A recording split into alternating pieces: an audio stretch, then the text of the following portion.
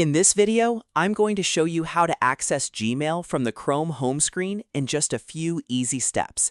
This is a super simple trick, but it can save you time if you want to jump straight into your email without typing the Gmail address every single time.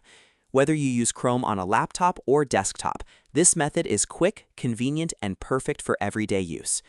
If this tutorial helps you out, make sure to hit the like button and subscribe for more easy tech guides just like this one. All right, let's get into it. First, open your Chrome browser on your computer. Once Chrome is open, look at the right-hand side of the screen for the 9-dot icon. This is the Google Apps menu, and it gives you quick access to all of your Google services in one place. Go ahead and click on that 9-dot icon. After you click it, a list of Google Apps will appear. Now, take a moment to search through the apps and find Gmail. If you see Gmail right away, just click on it. If not, scroll through the app list until you spot it. When you click Gmail, Chrome will open your logged-in Gmail account automatically.